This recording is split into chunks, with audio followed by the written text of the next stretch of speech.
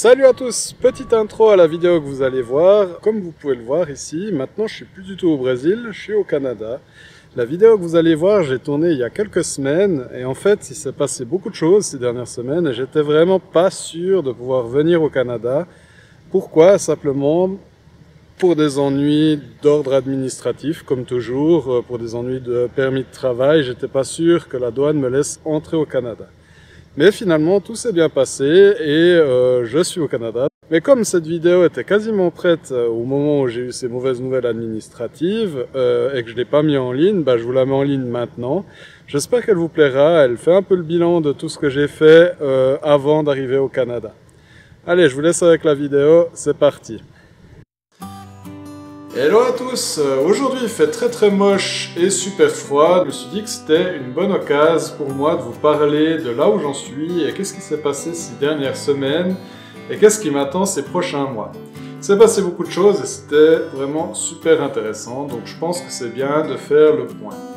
Je me suis préparé un petit café histoire de me tenir chaud et je vais vous expliquer tout ça. Allez, c'est parti!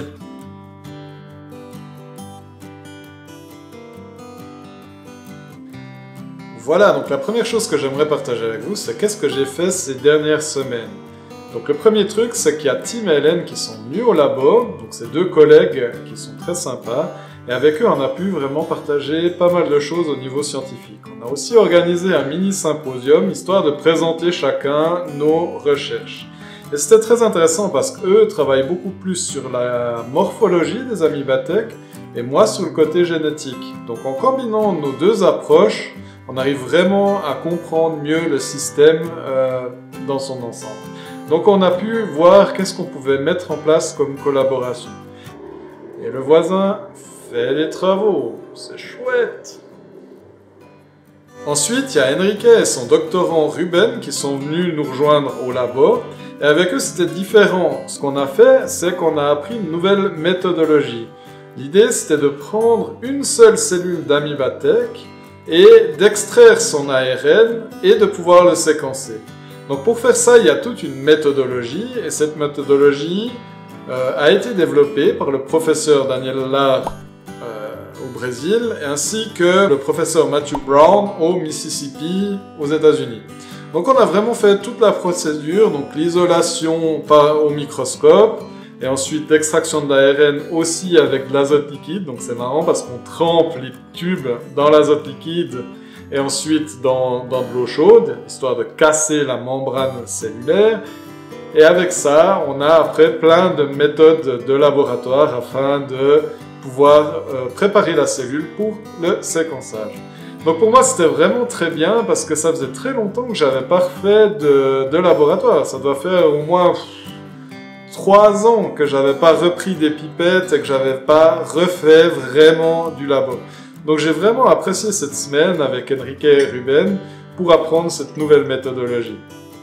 À la fin de la semaine, on est aussi allés tous ensemble dans une réserve naturelle et on a un peu profité du beau temps parce qu'à ce moment-là, il faisait encore beau et chaud. Après, une fois qu'Enrique et Ruben sont repartis, j'ai continué à m'entraîner sur ces nouvelles techniques et on a isolé plein de nouvelles espèces trop cool où on va pouvoir faire de la transcriptomique dessus. Et finalement, ce que j'ai fait, c'est que je commence à mettre en place une expérience avec du sel. Donc l'idée, c'est de prendre des cellules et de les mettre en contact avec du sel et de voir si elles arrivent à s'adapter, à survivre ou pas.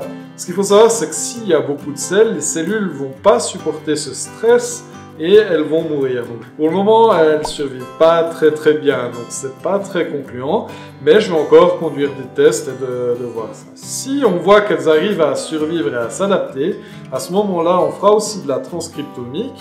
Et ça va nous permettre de voir au niveau des gènes, quels gènes sont impliqués dans la résistance face au stress du sel.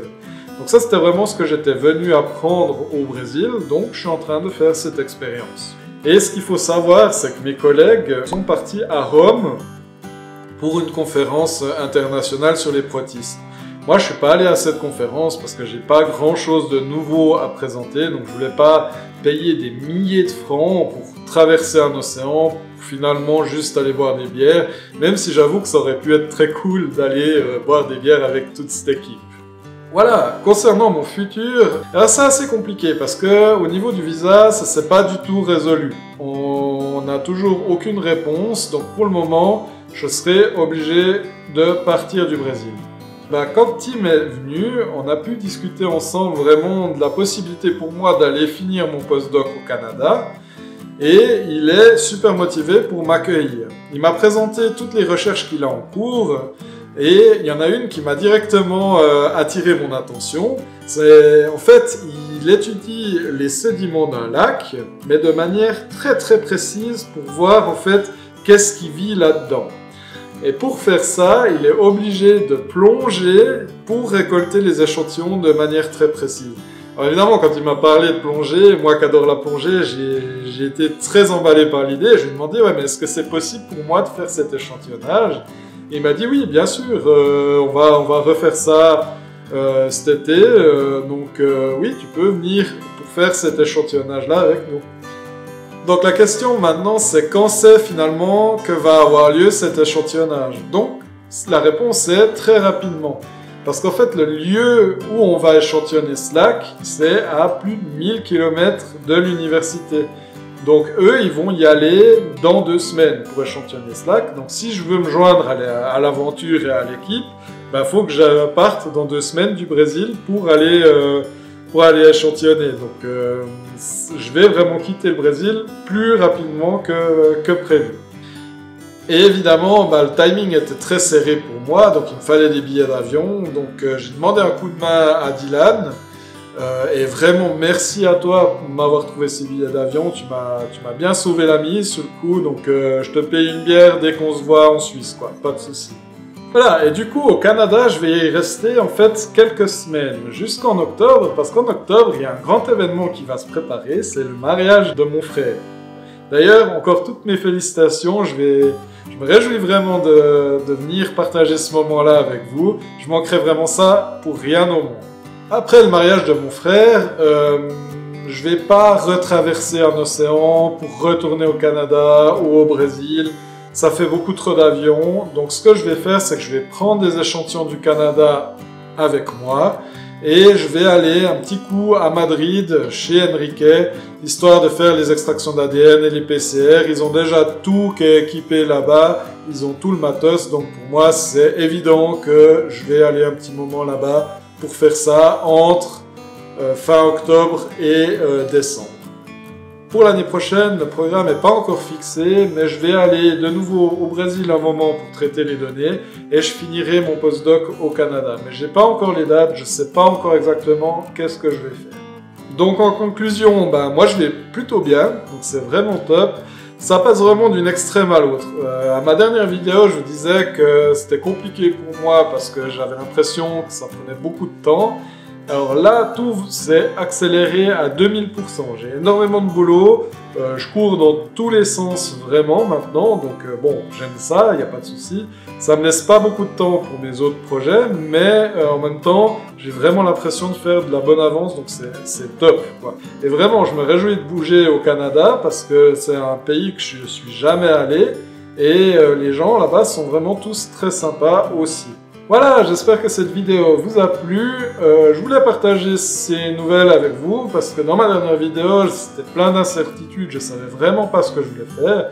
Donc maintenant que c'est beaucoup plus clair, que mon plan est clair, je voulais vous mettre au courant de ce qui a été décidé et ce que je vais faire finalement. J'espère que tout va bien pour vous du côté de la Suisse, que vous n'avez pas trop chaud. Si vous pouvez m'envoyer un peu de chaleur ici, ça serait sympa parce qu'il fait vraiment froid. Et je vous dis à tout bientôt, portez-vous bien, allez, ciao bonne!